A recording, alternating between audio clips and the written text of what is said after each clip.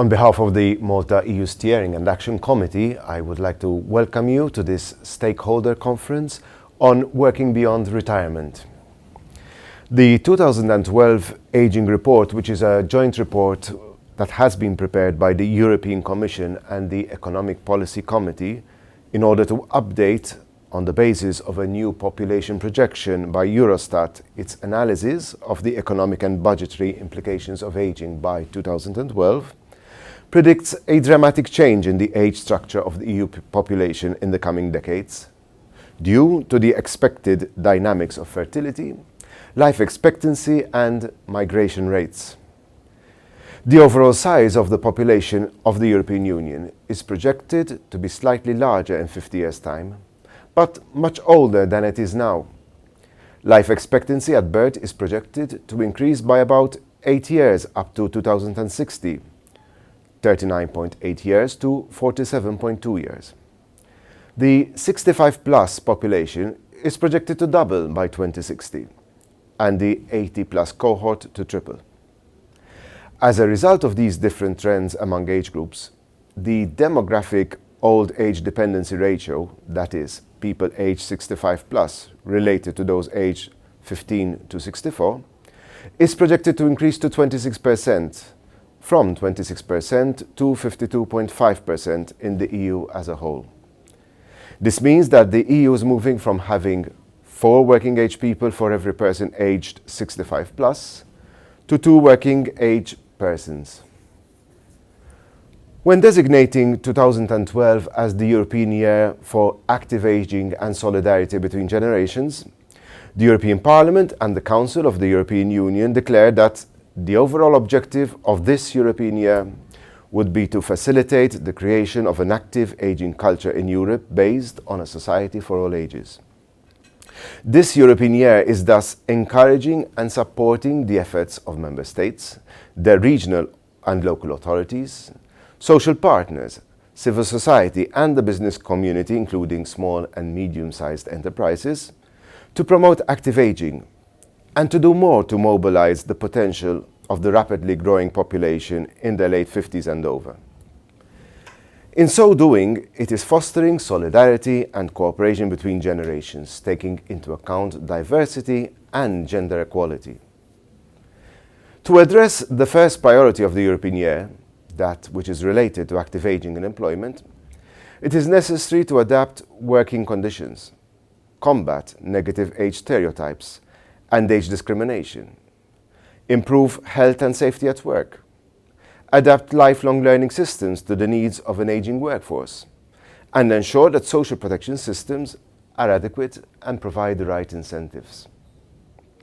As we draw close to the end of the European Year for Active Aging and Solidarity Between Generations, MEUSAC is organizing this conference, which is one of the operations of the Management Partnership. This is an inter-institutional agreement between the Member States, the European Commission and the European Parliament, which sees MEUSAC implementing a series of operations that are funded by the European Commission. The aim of this conference is to address the challenges identified by the Council and the European Parliament, to which I have already referred. The Europe 2020 strategy, which is the European Union's strategy for growth, targets to increase the participation rate of 20 to 64-year-olds in the labour market to 75%, to reduce the number of early school leavers to 10%, and to ensure that 40% of persons aged 30 to 34 complete tertiary level education. The strategy not only addresses the economic crisis, but also the demographic situation. The demographic changes which I outlined above give added value to efforts at increasing the employment rate and improving productivity by investing in skills, education and innovation. A Eurobarometer survey on EU citizens' perceptions on active aging, which was published last January, shows that whilst continuing to be opposed to the idea of being forced to work longer, 6 out of every 10 persons interviewed reject the idea of mandatory retirement at a given age. 1 in 3 interviewed would like to have the opportunity to work beyond the mandatory retirement age. Where Maltese workers are concerned, 75% think that individuals should be allowed to continue working beyond retirement age.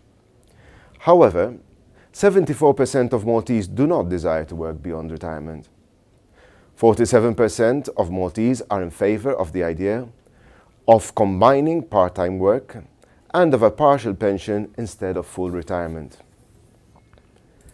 Enabling older workers to remain in productive employment is therefore a critically important condition for generating future economic growth and opportunities for employment for people of all ages. The need for active labour market policies to maximise the number of persons in employment has never been more important than it will be over the next decades, when we will, as already described, be faced with a shrinking working age population. Policies which combine flexibility and security in employment, so-called flexicurity, policy to raise the level of skills and qualifications, particularly lifelong learning, and the modernization of social security systems so as to provide adequate income and facilitate job mobility, will help the maximization of the human resource potential of the European Union's labour market, including that of older workers. Such policies address older and younger workers alike. It is wrong to assume that staying in employment until an age beyond retirement will jeopardize the jobs of the younger generations. Such reasoning would presuppose that labour markets are static and contain a fixed number of jobs. It is a fact that the member states with the highest employment rates for older workers also have the highest employment rates for younger workers. A job held by one person is not a job denied to anybody else. On the contrary, productive employment generates additional income, resulting in new demand for goods and services, which translates into additional jobs. I hope that today's conference will contribute towards fostering a culture change. I conclude by quoting from an article by Dr. Randall Hansen. Retirement used to signal the end of a productive life for workers. But more and more, retirement is seen as a transition point for beginning a new phase of your life. For those approaching retirement, it is now a time to develop a strategy to work fewer hours, try a new career or business, learn new skills, and further your education.